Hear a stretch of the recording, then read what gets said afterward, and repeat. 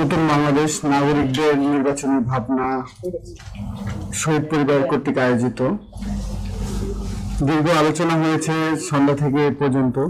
খুব ভালো ভালো আলোচনা হয়েছে নাগরিকদের ভাবনা নিয়ে। তো মনোমুগ্ধকর একটা পরিবেশ। ধন্যবাদ আসলে শহীদ ফ্যামিলি যারা এই আয়োজনটা করেছেন, আমি তাদের প্রতি কৃতজ্ঞ। তারা যখন আমার পাশে বসে থাকে আসলে তখন আমার বলার ভাষা হারিয়ে ফেলি, কারণ হচ্ছে এই আন্দোলনে একদম ফ্রন্ট সাইডে ছিলাম এই উত্তরাতে।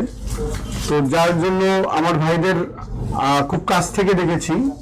তাদের মৃত্যু হয়তো বা আমারও মৃত্যু হতে পারত, কিন্তু আল্লাহ আমাকে বাঁচিয়ে রেখেছে এবং আজকের কথা বলার এই শক্তি এবং সাহস দিয়েছে।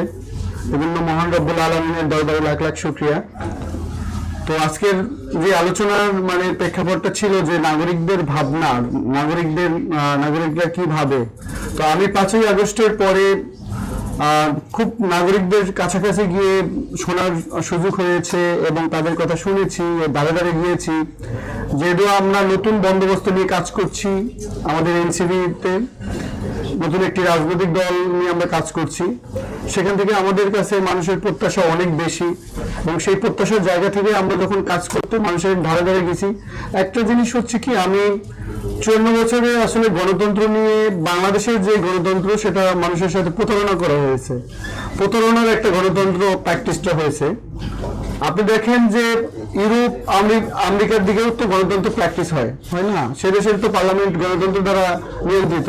সে দেশের মানুষের মানবাধিকার বলেন, সে দেশের মানুষের নিরাপত্তা বলেন, সে দেশের মানুষের আইন বলেন, সেটা তো সুরক্ষা দিচ্ছে। তারা তো গণতন্ত্র চর্চা করছে। তাহলে কেন আমাদের দেশে এটা হচ্ছে না?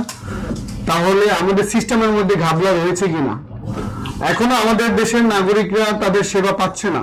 এখনো আপনি দেখেন 5ই আগস্টের পরে এই যে মানুষ ধরেন 71-এর পর থেকে, বাংলাদেশ স্বাধীন হওয়ার পর থেকে বিগত অনেকগুলো আন্দোলন হয়েছে, এরকম বড় বড় আন্দোলন হয়েছে 69, 90।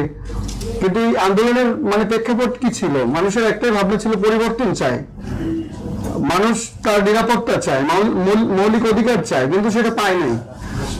না পাওয়ার কারণে 17 বছর একটা ফ্যাসিস্ট সরকার ছিল। রাজনৈতিক দলগুলো ডাক দিছে কিন্তু আসে নাই, বারবার ডাক দিছে, আসে নাই, যার জন্য ফ্যাসিস্ট সরকার 17 বছর হয়েছে।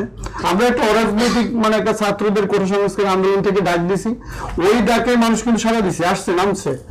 আবার আমরা দেখি যে 5ই আগস্টের পরে এখনো নাগরিকদের সেবা কিন্তু ঠিক মতো পাচ্ছে না। এখনো থানায় গেলে আমাকে ধরেন, আমি যেহেতু এখানে এনসিপিতে